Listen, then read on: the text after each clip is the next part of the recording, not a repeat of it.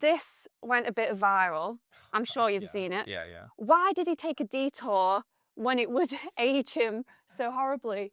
Dennis knows the answer. Uh, You want to get people hurt? Get people killed? A real hero puts their ass on the line. Come on! Getting a nomination for even like best game must be amazing. How did you feel when you got that news? it was crazy. I think it came out, so I knew when the long list came out, that was a surprise. And then we're all thinking like, okay, well, we'll wait for the official nominations. gonna get and see where it screwed is. now. Yeah, exactly. And then, yeah, no, when the official nominations came in, it was like, oh, I guess we're flying to London. Awesome. Yeah.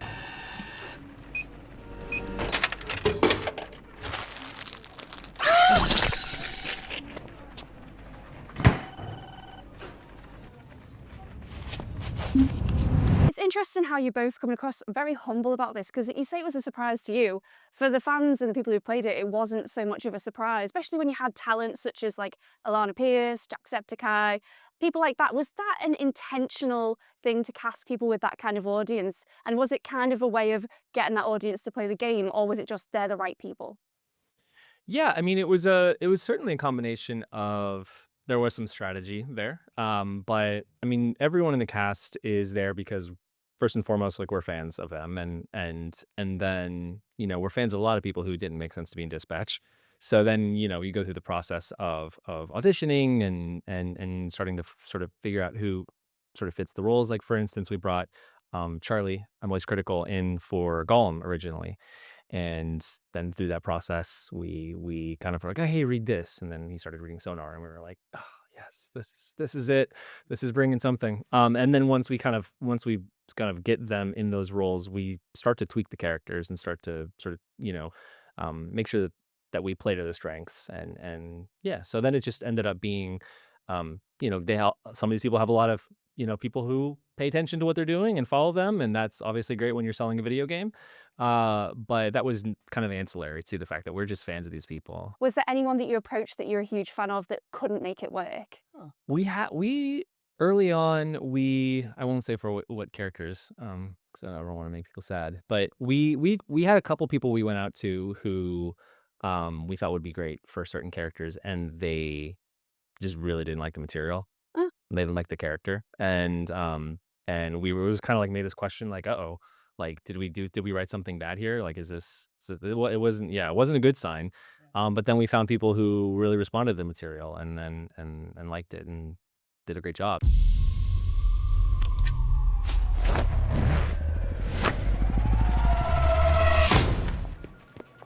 Take your clothes off. What's happening right now? It's better if you keep your identity a secret. Here.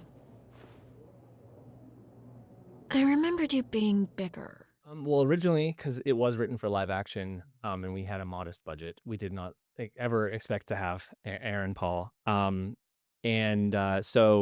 I don't know that he was I mean, I guess we could say when we were writing the live action thing, the original intent was that Robert was going to be half Korean because our writer Pierre, who could not be here, is half Korean, so it was felt right.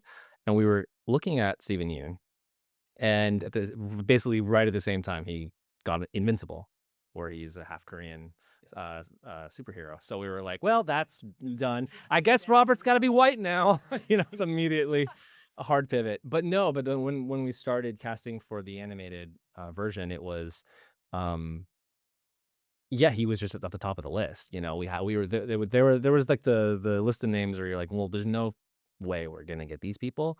And Aaron was up there, and he was the first person we reached out to and on that list, and he immediately responded to the material, and which we were like, thank God. And then from there it was just like so easy to cast, because once Aaron's on board, and he was a huge supporter. It wasn't just that he was there to like play the role. He was there, he was helping us, when we were looking for, funding, and like he was really like kind of more of a producer in a lot of ways. Yeah, his support really meant a lot to us. And then we got Jeffrey on board, and then everyone else looks at that cast and they're like, I'm in, instantly. The game Dispatch nearly wasn't made. Can you tell us the story of that? No. Story time.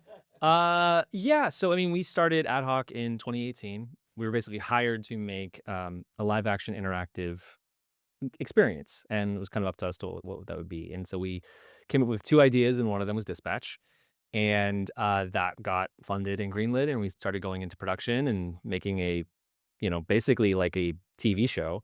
And that was March of 2020, and right around then something happened across the globe, and that got shut down. And then we went into a bunch of other projects, and eventually came back to the idea of like, well, instead of this being live action, well, let's make this animated. So we did all that work, and then there were other reasons why we almost didn't make it, and funding collapsed, and publishers pulled out, and Along the way, everyone was telling us narrative games are dead.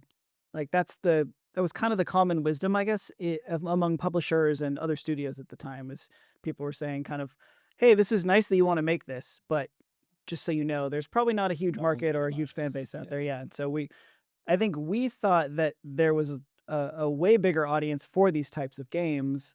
And so when we created Dispatch, one of the things we did was just go through and audit all of our past games and say, what are the things that we liked about them? What are the things that fans liked? What are the things they hated and that we always thought could be better? And we sort of strategically just said, all right, our next project, we're not going to do all these things that we don't like and that fans don't like, and we're going to really lean into all of the things that we thought could be better. And it was kind of a gamble. I mean, we went in just going like, this is what we think something like this should be, and then we'll see if other people agree. And they have. Yeah, fortunately. You said earlier that you had 2 ideas, and Dispatch was one that got made. What was the other one? I think we're holding Spoilers. Yeah. We'll let you know when that. Yeah, it's good enough still to where it might be something we do in the future. So I don't want to burn it here. So would you go for Dispatch 2 first, or would you go for this other idea first? Or both Let's at the same time? ask the fans. Yeah. Right now, I think we're in the middle of figuring out what's next. So yeah. But I'd love to know, are you definitely going to do a Dispatch 2? I think everyone. I'm sure you would. Yeah. I mean, look, Dispatch was successful enough to where it's kind of like, it would be crazy for me to say no, but at the same time, there are other things we were talking about doing, and so we've kind of had to. We were hoping it would be successful, but we were planning for it not to be successful, right? So we're figuring out what's next, and yeah, hopefully some cool stuff on the horizon. So in terms of the fans, you said about the fandom's huge. Like, honestly, just going over onto Reddit and having a little look, I was like, wow, I thought I liked the game. I don't like it as much as these people do. Because Me neither. like the episodic kind of format really worked, and it really brought this sense of community. Was there any particular character that people latched onto that you were surprised by as being a standout? I was surprised by all of the fan-based romance art that has come out, taking different characters that were never even hardly talking to each other in the actual game. I mean, I was surprised at the Blonde Blazer hate in the beginning of the process when the episodes were coming out, where people sort of jumped on the bandwagon as thinking, oh, she's too good, she's too nice. Clearly, there's going to be a plot twist coming later. And we were kind of, I don't know, protective and offended by it.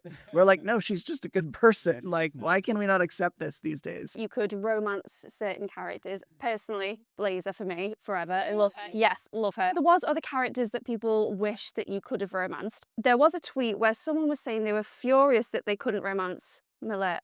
I can't say her name now. And then someone from your team replied and said, maybe you are making the wrong choices. God. Was this trolling, or is there actually a way that you can romance her?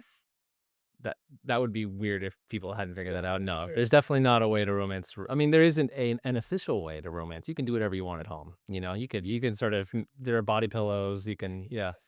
No, that and I was the person who said that, and I've learned a lot from this experience of launching the game, where a lot of people are looking at everything you write. So yes, no, there's nothing. You can't romance Malevola. I'm sorry, I made a joke.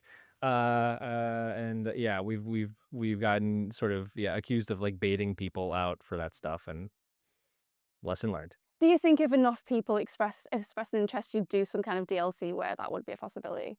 Really, everything we do just has to come back to, do we feel like it's right for the story that we want to tell? Because there's a lot of people who will say, I want to be able to romance this character. And there's other people who would say, if you do that, I will hate you forever. So we can't really please everyone. So we just kind of have to go, all right, well, what makes sense in the world that we've created? So I've spoken to quite a few people recently who are involved at like creators of things that have spurred off into fandoms. And a lot of them have kind of alluded to the fact that the fandom can sometimes become so overwhelming that it's amazing at the beginning, but then you have to separate yourself from it. Like you've just said, you make one comment and then that's it. How has your experience with the fandom been in that sense? I definitely I was more involved on the like community side when we were launching. We were a small team, so everyone's wearing like 5 different hats. We've since hired an official community person. Thank you, Jackie. But yeah, it's been hard because like you want to engage with people. You want to like sometimes they have a question and I have the answer, but it's like saying the answer will make them happy and make someone else sad. And so it's just like, okay, I'm trying to, we're learning. This is the first time anything like this has happened to us. You gonna tell me why you look like Black Einstein? Sorry. I never noticed. It's the powers. I can move 50 times faster than the average person, but I didn't realize until it was too late. And I was aging 50 times faster when I used my powers. This went a bit viral. I'm sure you've seen it. Yeah. Why did he take a detour when it would age him so horribly? Dennis knows the answer. not being a straight line looks more visually interesting. There you have it.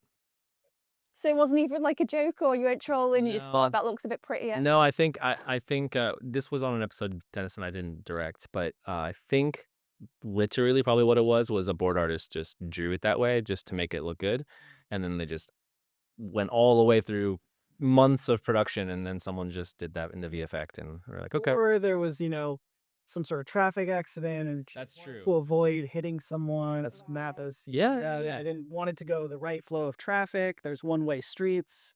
That's the complex answer. Yeah. Avoiding like the boys kind of first scene kind of incident. Yeah, okay, got it. Yeah, and there have this is where like we could have just leaned into like fan theories, but people are saying like he was enjoying his run so much that he just wanted to sort of extend the time, and that's a better answer. That's nice. But I'm really bad at just taking those easy wins and claiming that for myself. But I only came in as I thought we were playing Magic the Gathering tonight. I am hoping we still may.